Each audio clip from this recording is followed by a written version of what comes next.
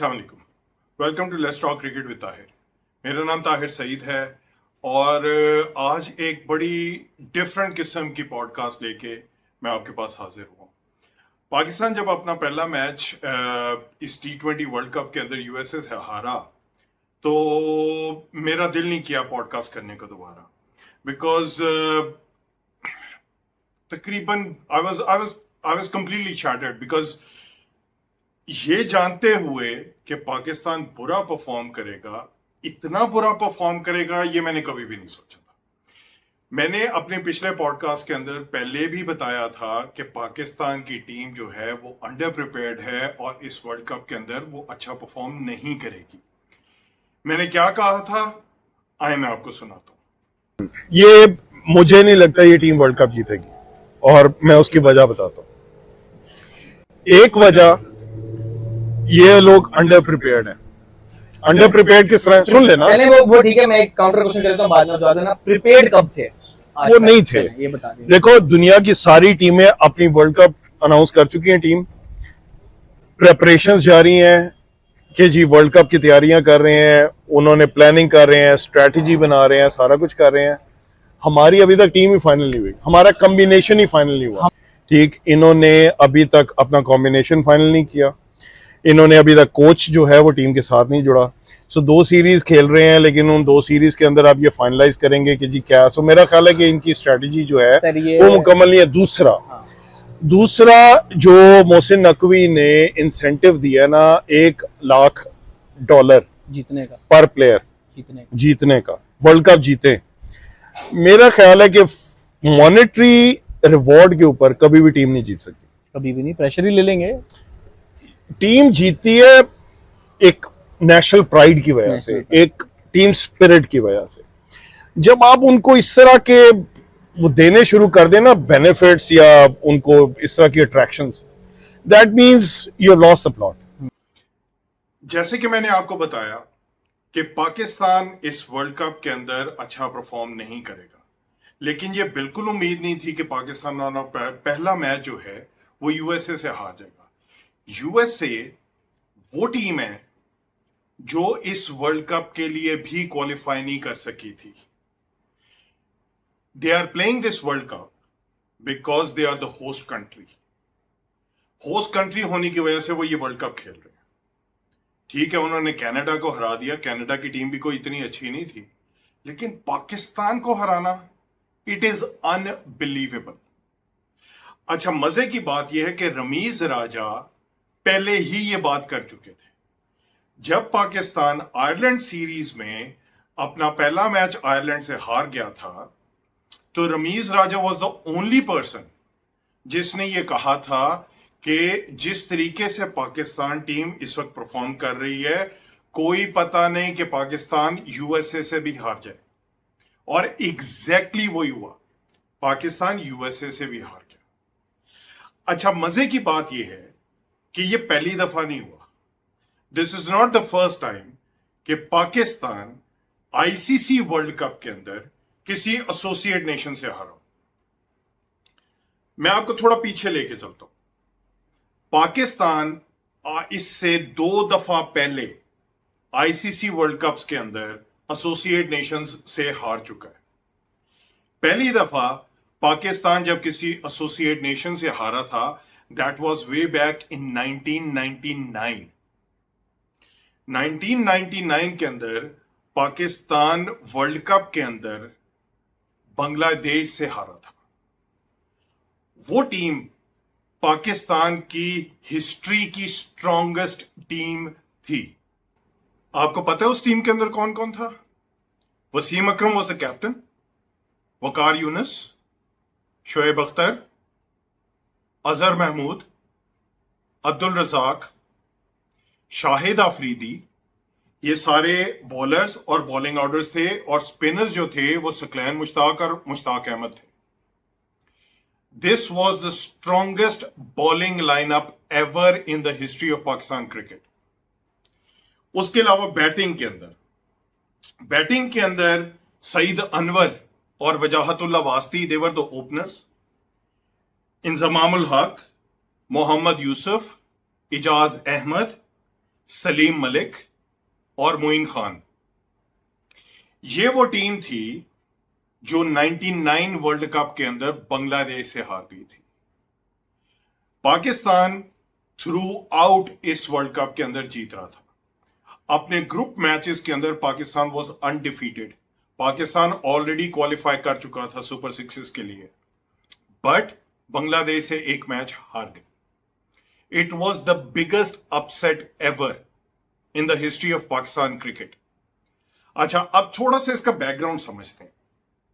99 के अंदर गवर्नमेंट थी मियां मोहम्मद नवाज शरीफ साहब की, मगर आपको पता है कि उस वक्त बोर्ड का चेयरमैन कौन था? General retired Tauqeer Zia. General retired Tauqeer Zia was the board chairman Nawaz Sharif के जमाने में। और मजे की बात कि जनरल साहब का बेटा जुनैद जिया, जो कि एक फास्ट बॉलर था, उनके जमाने में पाकिस्तान की तरफ से क्रिकेट भी खेल गया। पाकिस्तान ने जो बांग्लादेश से ये मैच हारा, वो इतना अनएक्सपेक्टेड था। मुझे याद है कि हम अपने दोस्तों के साथ हम जब क्रिकेट मैच देख रहे थे और दोस्तों ने कहा कि यार पाकिस्तान ये मैच हार जाएगा, और मुझे बड़ी अच्छी तरह याद है मैंने ये कहा था, ओ भाई पाकिस्तान बांग्लादेश से कैसे हार सकता है। आपको पता है इस हार के बाद नतीजा क्या निकला था? बांग्लादेश को फाइनली टेस्ट स्टेटस मिल गया था। सो क्या हुआ क्या नहीं ये मुझे नहीं पता, but Pakistan went on to play the final, और फाइनल के अंदर पाकिस्तान ऑस्ट्रेलिया से हारा और ऑस्ट्रेलिया वर्ल्ड कप 99 का जीता। दूसरी दफा जब किसी वर्ल्ड कप के अंदर पाकिस्तान किसी एसोसिएट नेशन से हारा, वो था 2007 का ओडीआई वर्ल्ड कप। इस ओडीआई वर्ल्ड कप के अंदर पाकिस्तान यादगार आयरलैंड से हारा था। और ये यादगार क्यों है? क्योंकि इस मैच के बाद पाकिस्तान टीम के कोच बॉब वुल्मर फौत हो गए थे। He passed away that night after losing from Ireland. उस वक्त पाकिस्तान क्रिकेट बोर्ड का चेयरमैन जो था वो नसीम अशरफ था, लेकिन आपको पता है कि उस वक्त प्रेसिडेंट कौन था? जनरल परवेज मुशर्रफ। जनरल परवेज मुशर्रफ की गवर्नमेंट में पाकिस्तान आयरलैंड से वर्ल्ड कप में हारा। 2007 के वर्ल्ड कप में पाकिस्तान की टीम के कैप्टन थे द ग्रेट इंजमामुल हक, और Yunus Khan was the vice captain of Pakistan cricket team. बाकी प्लेयर्स के अंदर मोहम्मद यूसुफ, इमरान नजीर, कामरान अकमल, अजहर महमूद, मोहम्मद हफीज, शाहिद अफरीदी, शुएब मलिक, यासिर अरफात, दिनेश कनेरिया, इफ्तिखार अंजुम, मोहम्मद समी, नवीदुल हसन और उमर गुल शामिल थे। इस वर्ल्ड कप के अंदर 16 टीमों ने पार्टिसिपेट किया था, और तमाम टीमें 4 ग्रुप्स के अंदर 4-4 टीमों में डिवाइडेड थी। पाकिस्तान ग्रुप डी में शामिल था, और पाकिस्तान के साथ बाकी 3 टीमें जो थीं वो वेस्ट इंडीज, आयरलैंड और जिम्बाब्वे की टीमें शामिल थी। इस वर्ल्ड कप के अंदर पाकिस्तान ने इतनी बुरी परफॉर्मेंस दी थी कि ये पहले ही राउंड में इस 2024 वर्ल्ड कप की तरह अपनी ग्रुप स्टेजेस में ही टूर्नामेंट से बाहर हो गए थे। पाकिस्तान का पहला मैच जो था वो वेस्ट इंडीज से हुआ था, और पाकिस्तान वो मैच हार गया।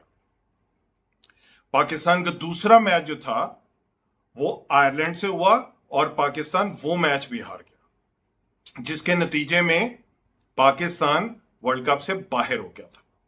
और पाकिस्तान का जो तीसरा मैच था जो जिम्बाब्वे के साथ था, उस मैच में इमरान नजीर ने 160 रन की एक शानदार इनिंग्स खेली थी, लेकिन it was too little too late. So ये मैच हारने के बाद एक बहुत बड़ी कंट्रोवर्सी खड़ी हुई, एक इन्वेस्टिगेशन जनरेट हुई, एक पैनल बना जिसने इस पूरी डिफीट को इन्वेस्टिगेट किया। उस पैनल को हेड कर रहे थे इजाज भट्ट साहब, और बहुत सारे इसी तरह के वाकयात हुए थे।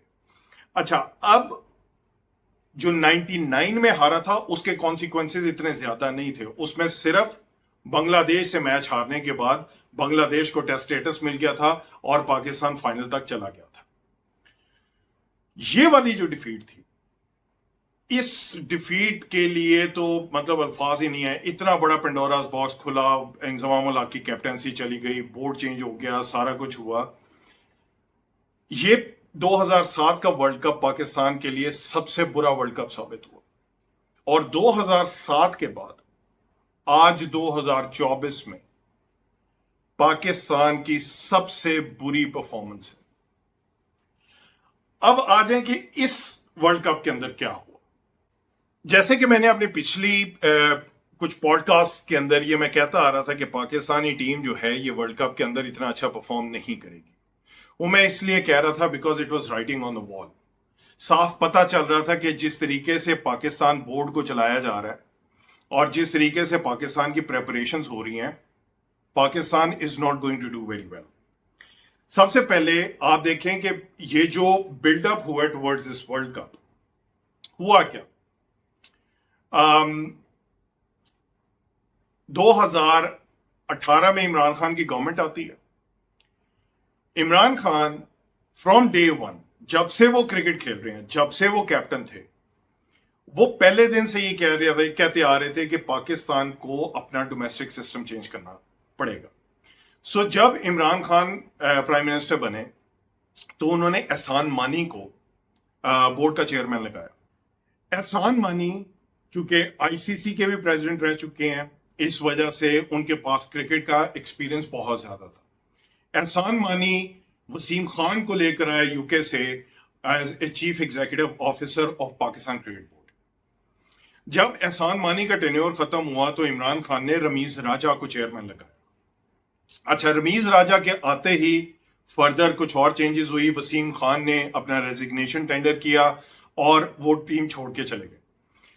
अच्छा, उसके बाद वसीम राजा ने जो टीम थी और जो टीम का कैप्टन था उसको एम्पावर किया और पूरी सपोर्ट दी बाबर आजम को और उसको अपनी मर्जी से टीम खिलाने की इजाजत दी। As a result Pakistan team बहुत अच्छा परफॉर्म करती रही और T20 वर्ल्ड कप की नंबर 1 टीम भी बनी। जब इमरान खान की गवर्नमेंट को ओवरथ्रो किया गया तो दोबारा से एक नई टसल जो थी वो चेयरमैन की शुरू हो गई। सबसे पहले आए जी नजम सेठी साहब। नजम सेठी साहब ने थोड़े से फ्रूट्स बेयर किए जो चेंजेस रमीज राजा एज पीसीबी एडमिनिस्ट्रेटर करके गए थे। अब जिस तरीके से रमीज राजा को हटाया गया और जिस तरीके से बोर्ड को ओवरटेक किया गया और रमीज राजा को अपनी चीजें भी पिक करने के लिए नहीं इजाजत दी गई, वो एक डिफरेंट स्टोरी है। But Najam Sethi, he came in, he brought in changes. Najam Sethi ने जब ये वर्ल्ड कप छेड़ा, क्योंकि बारियां लगी हुई थी, कुछ अरसा नजम सेठी और उसके बाद जका अशरफ साहब वापस आ गए। अब जब जका अशरफ साहब आए तो मीडिया के अंदर ये खबरें चल रही थी कि जी जो बाबर आजम हैं और मोहम्मद रिजवान हैं वो T20 के अंदर स्लो खेलते हैं, लिहाजा इनकी जोड़ी को तोड़ दिया गया।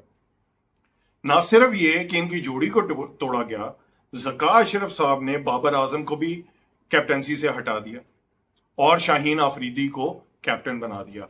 क्यों? क्योंकि शाहीन आफरीदी लाहौर कलंदर्स को PSL जितवा चुके थे। अच्छा, इससे हुआ क्या? इससे हुआ ये कि पाकिस्तान टीम के अंदर वो जो कंटिन्यूटी चल रही थी, जो एक मोमेंटम गेन किया हुआ था पाकिस्तान टीम ने, वो टूट गया।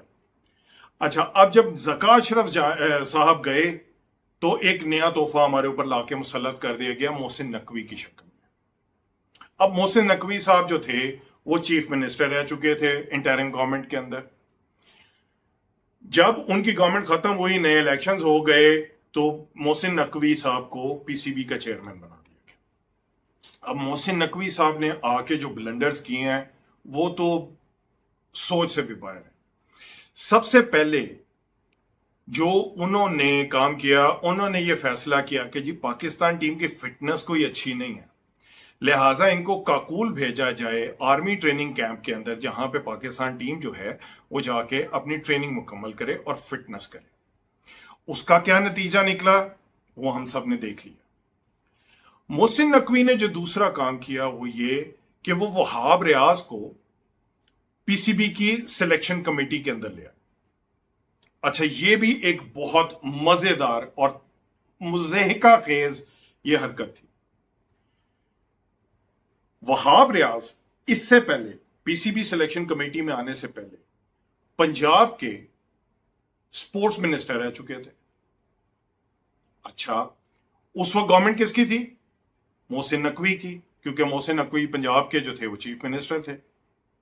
अच्छा, अब वहाब रियाज को उन्होंने सिलेक्शन कमेटी का मेंबर बना दिया और उन्होंने एक नई बात की।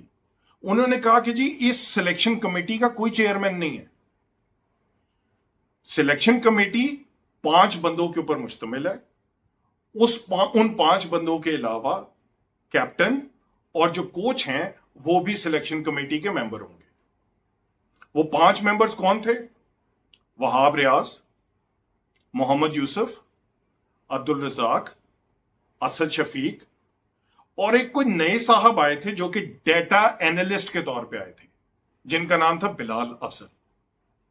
अब बिलाल अफजल साहब जो थे वो इस सिलेक्शन कमेटी में आने से पहले क्या कर रहे थे? वो जी मिनिस्टर थे इंडस्ट्रीज के, एनवायरनमेंट के और फिशरीज के। किसकी गवर्नमेंट में? मोहसिन नकवी साहब की गवर्नमेंट में। उससे पहले वो क्या करते थे?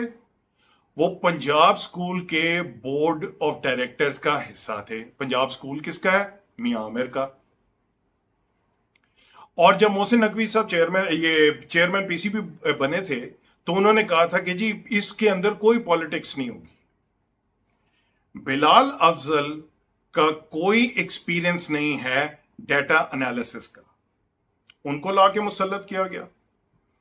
वहाब रियाज को लाके मुसल्लत किया गया। अब चेयरमैन कोई भी नहीं है, जो चेयरमैन सिलेक्शन कमेटी है वो कोई भी नहीं है। आप किसको जिम्मेदार ठहराएंगे? जिम्मेदार पता कौन ठहरेगा?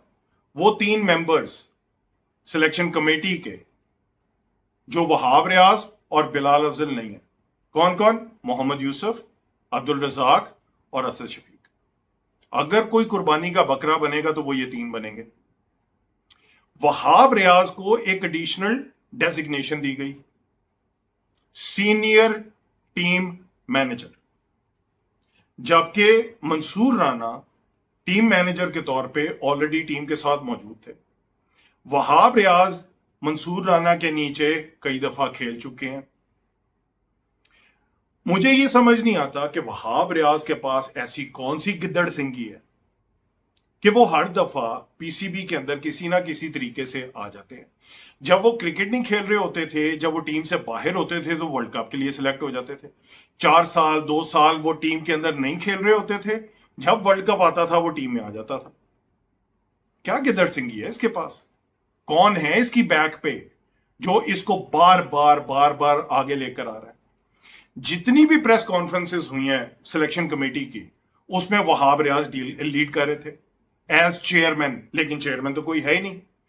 इतनी चालाकी से मोहसिन नकवी ने यह सारी गेम सजाई है कि आप किसी को इल्जाम ही नहीं दे सकते। उन्होंने कहा कि जी मैं तो बिल्कुल शामिल नहीं हूं, सिलेक्शन कमेटी रिस्पॉन्सिबल है, लेकिन सिलेक्शन कमेटी में चूंकि चेयरमैन कोई नहीं है लिहाजा आप किसी को ब्लेम कर ही नहीं सकते। सो ये गेमें हुई हैं पाकिस्तान के साथ। अब जब इन्होंने सिलेक्शन कमेटी अनाउंस कर दी तो मोहसिन नकवी साहब ने एक और अनाउंसमेंट की। ये काकुल ट्रेनिंग एकेडमी के बाद जब ये ट्रेनिंग करके आ गई team and they were getting ready for the tour of, मेरा ख्याल है बल्कि इससे पहले इनका वो न्यूजीलैंड के साथ सीरीज हुई थी होम, और उसके बाद इन्होंने आयरलैंड सीरीज के लिए और इंग्लैंड सीरीज के लिए इंग्लैंड जाना था, इंग्लैंड और आयरलैंड जाना था। मोहसिन नकवी साहब ने अनाउंस किया कि जी अगर ये टीम वर्ल्ड कप जीत गई तो हर प्लेयर को 1-1 लाख US डॉलर्स इनाम मिलेगा। और मैंने इसके ऊपर भी बात की थी कि ये लालच देना वर्ल्ड कप से पहले ये अपनी तरफ से मोटिवेट करने का तरीका है, जो कि इट नेवर वर्क्स। तरीकाकार ये होता है कि अगर टीम वर्ल्ड कप जीत जाए तो तब आप अनाउंस करेंगे जी हम इनको ये देंगे, हम इनको ये देंगे। आप गलत तरीके से टीम को मोटिवेट कर रहे थे। ये मोटिवेट करने का कोई तरीका नहीं, हाथ में डंडा पकड़ के पहले उनको बकरियों की तरह हाँकना शुरू कर दें और उसके बाद उनको रिवॉर्ड दिखा दें कि जी हम आपको इतने पैसे देंगे अगर आप वर्ल्ड कप जीत गए। तो ये काम हुआ। अच्छा, अब सिलेक्शन कमेटी ने क्या काम किया? सिलेक्शन कमेटी ने जब प्रोबेबल्स अनाउंस किए थे तो उसके अंदर इन्होंने 3 प्लेयर्स को शामिल किया। कौन कौन? मोहम्मद आमिर, इमाद वसीम और उस्मान खान। मोहम्मद आमिर और इमाद वसीम दोनों रिटायरमेंट ले चुके थे T20 क्रिकेट से और वो लीग क्रिकेट खेल रहे थे। क्या इन्होंने आके कहा था कि जी हमें वापस बुलाएं, या बोर्ड ने उनको राब्ता करके कहा था कि जी आप अपनी रिटायरमेंट वापस लें, हम आपको टीम में सिलेक्ट कर लेंगे? और अगर इनको टीम में सिलेक्ट किया गया तो किस बेसिस पे? ये डोमेस्टिक तो खेल ही नहीं रहे थे। अगर ये रिटायरमेंट ले चुके हैं इंटरनेशनल क्रिकेट से तो ये तो डोमेस्टिक क्रिकेट खेल ही नहीं रहे। जब ये डोमेस्टिक क्रिकेट नहीं खेल रहे तो इनकी परफॉर्मेंस किस तरह वैल्यूएट की गई? PSL की बेसिस पे। तो PSL के अंदर तो Mohammad Amir was not the highest wicket taker. Imad Wasim throughout PSL fail होता रहा स्वाय आखिरी 3 मैचेस के। सो ये किस बेसिस के ऊपर टीम के अंदर शामिल हुए? उस्मान खान की बात कर लें। क्या उस्मान खान ने कहा था कि जी मैं पाकिस्तान के लिए खेलना चाहता हूं? उस्मान खान ने PSL की कुछ इनिंग्स के अंदर अच्छी परफॉर्मेंस दी, उसकी बेसिस पे बोर्ड ने उसको कहा कि भाई तू पाकिस्तान की तरफ से खेल। उस्मान खान ने अपनी वो UAE की वो सारी छोड़ के तो पाकिस्तान टीम ज्वाइन कर ली। अच्छा, अब आपने इन 3 प्लेयर्स को टीम में खिला लिया, शामिल कर लिया। आपने क्या मैसेज भेजा अपने डोमेस्टिक क्रिकेट को कि जी आप खेलते ना डोमेस्टिक क्रिकेट, हमारी जिसकी मर्जी होगी हम अपनी तरफ से टीम जो है वो सिलेक्ट करके ले आया करेंगे, आप खेलते रहे, आप परफॉर्म करते रहे। इन्होंने ज्यादती की कामरान गुलाम के साथ, साहिबजादा फरहान के साथ, अब्दुल्ला शफीक के साथ, सऊद शकील के साथ, उसामा मीर के साथ। इन्होंने इतने अच्छे अच्छे प्लेयर्स को टीम में शामिल नहीं किया और इन 3 आउटसाइडर्स को बुला लिया। अब जाहिर है कोई ना कोई बातचीत हुई होगी, कोई ना कोई अंडरस्टैंडिंग डेवलप हुई होगी, कोई ना कोई कुछ एग्रीमेंट्स हुए होंगे आमिर को, इमाद को, उस्मान को खिलाने के। परफॉर्मेंस आप देख लें उनकी। अच्छा, इन्होंने जो टीम खिलाई उस टीम के अंदर इन्होंने मिडिल ऑर्डर के अंदर 2 प्लेयर शामिल किए थे। एक थे सलमान अली आगा और दूसरे थे इरफान खान नियाजी। लेकिन इन्होंने उन दोनों प्लेयर्स की जगह आजम खान को प्रेफर किया। अच्छा, अब आजम खान का तुक्का लग गया तो लग गया, अगर वो चल गया तो वो चल गया। लेकिन आजम खान के साथ जो हुआ इस वर्ल्ड कप के अंदर, मेरा नहीं ख्याल कि इतनी जिल्लत और इतनी एम्बैरेसमेंट उठाने के बाद कोई प्लेयर कम बैक कर सकता है। आजम खान के पीछे कौन था? उसका बाप मोइन खान। मोइन खान साहब, आपको कितने नफलों का सवाब हुआ अपने बेटे को इस तरह आगे खिला के। क्रिकेट एक ऐसी स्पोर्ट है जो सिफारिश पे नहीं चलती। जैसे कि मैंने पहले कहा, जुनैद जिया भी आए थे जबकि उनका बाप तौकीर जिया जो था वो चेयरमैन था PCB का, मगर वो कुछ भी नहीं कर सका था। उससे कुछ मैचेस जरूर खेले but he wasn't good enough. So if you are not good enough, आप जबरदस्ती टीम के ऊपर अपने आप को इंपोज नहीं कर सकते। आपने मोइन खान ने जितना बेड़ा गर्क आजम खान का किया है, आजम खान खुद भी अपने लिए नहीं कर सकता था। बहुत ज्यादती हुई है आजम खान के साथ। मेरी हमदर्दी है उस प्लेयर के साथ। He is a talented player, लेकिन मेरा ख्याल है कि उसके लिए अब टीम में जगह बनाना बहुत मुश्किल होगा। जो मजीद खराबी पैदा हुई पाकिस्तान के लिए, वो पाकिस्तान का बैटिंग ऑर्डर था। इन्होंने टीम तो सिलेक्ट कर ली, बट बैटिंग ऑर्डर के अंदर डिस्टर्बेंस थी। साइम अयूब को चूंकि इन्होंने नंबर 1 पोजीशन पे खिलाना था, लिहाजा बाबर आजम और मोहम्मद रिजवान की ओपनिंग पेयर सैक्रिफाइस करनी पड़ी। अब जिस तरह की हमें विकेटें मिली हैं, साइम अयूब चले नहीं, इवन उस्मान खान भी नहीं चले, जिसकी वजह से ऊपर से प्रेशर आ जाता था। अब बाबर आजम, मोहम्मद रिजवान तो परफॉर्म करते रहे, लेकिन साइम अयूब की परफॉर्मेंस नहीं आई, उस्मान खान की परफॉर्मेंस नहीं आई, फखर जमान यस एंड नो, विकेटें मुश्किल थी। आजम खान नहीं चल सकता था, इफ्तिखार नहीं चल सकता था। बट जिस तरह मैंने पहले अपनी एक पॉडकास्ट के अंदर कहा था कि हमारे 3 वीक लिंक्स हैं, वो 3 वीक लिंक्स कौन कौन से थे? साइम अयूब, आजम खान और शादाब खान। शादाब खान की बॉलें नहीं गिर रही थी, वो नंबर 5 पे एज ए बैट्समैन खेल रहा था, as a middle order batsman खेल रहा था। या तो शादाब डिसाइड कर ले कि उसने ऑलराउंडर खेलना है या उसे बैट्समैन खेलना है। अगर उसने बैट्समैन खेलना है तो स्टीव स्मिथ को फॉलो करे, जिसने अपनी लेग स्पिन छोड़ के वो प्योर बैट्समैन बन गया था और दुनिया का बेहतरीन बैट्समैन बना था। मगर आधा तीतर आधा बटेर बनने से बेहतर है कि आप डिसाइड कर लें कि आपने क्या करना। अगर तो आपने एज एन ऑलराउंडर खेलना है तो आपकी इस टीम में जगह नहीं बनती, क्योंकि एज एन ऑलराउंडर आपसे बेहतर ऑलराउंडर्स प्रोबेबली पाकिस्तान के अंदर मौजूद होंगे जिनको मौका नहीं मिला। Azam Khan as a hard hitting batsman, in विकेटों के ऊपर हार्ड हिटिंग की जरूरत नहीं थी। इन विकेटों के ऊपर आपको सॉलिड टेक्निकली साउंड प्लेयर्स की जरूरत थी। और यहां पे अगेन सिलेक्शन कमेटी की वीकनेस, पिचेस का पता नहीं है। आपने अब्दुल्ला शफीक और सऊद शकील जैसे टेक्निकली साउंड प्लेयर्स को खिलाने की बजाय आपने हार्ड हिटिंग प्लेयर्स ले लिए। आज सलमान अली आगा, इरफान खान नियाजी, अब्दुल्ला शफीक या सऊद शकील इस टीम में होते तो हमारा बैटिंग बेहतर होता। इफ्तिखार फेल हुए, शादाब फेल हुए, आजम खान फेल हुए, सब फेल हुए। सो ये जो सिलेक्शन थी, it was absolutely disaster for Pakistan. To make matters worse, USA की जो पिचेस थी, स्पेशली न्यूयॉर्क, वो लेड इन पिचेस थी। उन पिचेस को पूरा टाइम भी नहीं मिला प्रॉपरली प्रिपेयर करने का। सो इन पिचेस के ऊपर पाकिस्तान के लिए खेलना बहुत मुश्किल था। सो इस वजह से there is a combination of things, a combination of blunders जो पीसीबी बोर्ड ने किए, जो पीसीबी सिलेक्शन कमेटी ने किए, जिसका रिजल्ट किसको भुगतना पड़ा? प्लेयर्स को और हम लोगों को। पूरी कौम मायूस हुई। पूरी कौम जो थी वो बदगुमान हो गई क्रिकेट से कि जी हम अब क्रिकेट देखना ही नहीं चाहते। ये रिजल्ट है bad management and bad policies का, बैड डिसीजन मेकिंग का। मोहसिन नकवी को जिसने भी बिठाया है एज पीसीबी चेयरमैन, उनको जरा थोड़ा समझना चाहिए। जिस तरह से पाकिस्तान चल रहा है उसी तरह से पीसीबी भी चल रहा है।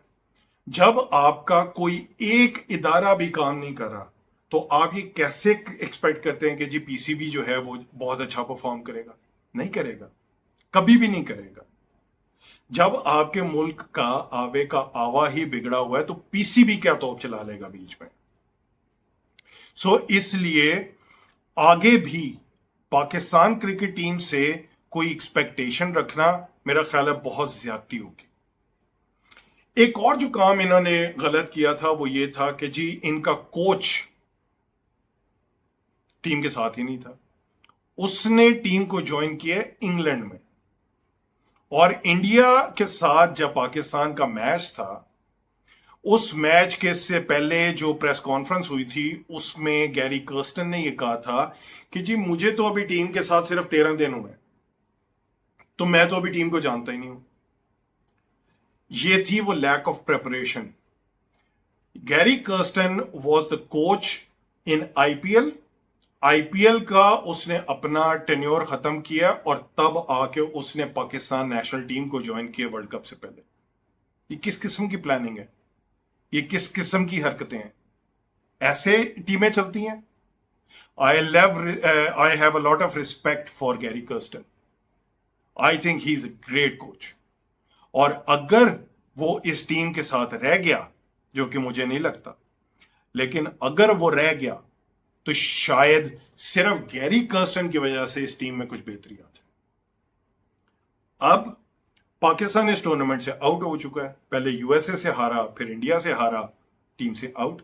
इंडिया से हारने वाला मैच नहीं था, लेकिन जब आप यूएसए से हार गए तो इंडिया के खिलाफ आपने कौन सी तोप चला लेनी थी?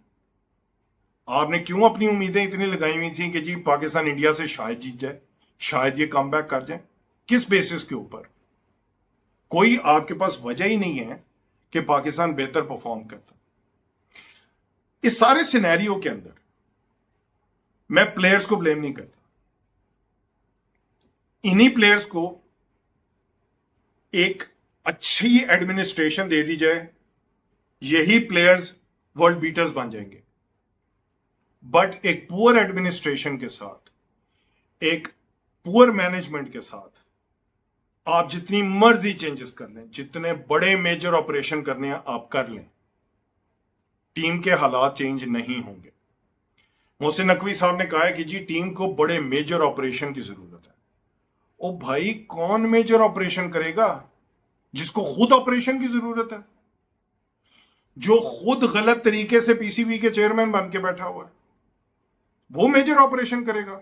सो अब मोहसिन नकवी साहब, जो कि एक, क्या कहूं, कि वो पाकिस्तानी लोगों को रिप्रेजेंट नहीं करते, वो मुसल्लत किए गए हैं हमारे ऊपर।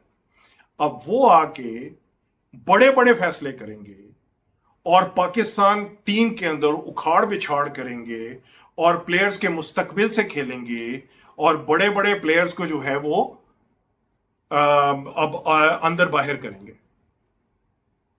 आई think this is going to be a disaster. मेरा ख्याल है इस वर्ल्ड कप के खत्म होने के बाद अब कुछ इन्वेस्टिगेशंस होंगी, बहुत सारी स्टोरियां निकलेंगी और इन स्टोरीज के बाद काफी अभी बातें फैलेंगी। जो एक वाहिद उम्मीद मुझे इस वक्त नजर आ रही है वो Gary Kirsten. He is a good coach, he is a stable coach, he is a very intelligent coach. और अगर वो स्टैंड ले गया और वो टीम को ठीक करने में कामयाब रहा तो शायद इस टीम से कुछ उम्मीदें वापस हो जाए। अदरवाइज अब तो बेड़ा ही गर्क है। एनीवेज, काफी लंबी पॉडकास्ट हो गई। मैं इजाजत चाहता हूं। कल से आपके सुपर 8 के जो हैं वो मैचेस शुरू हो रहे हैं, उनको डिटेल से डिस्कस करेंगे। मुझे इजाजत दीजिए। अल्लाह हाफिज। पाकिस्तान जिंदाबाद।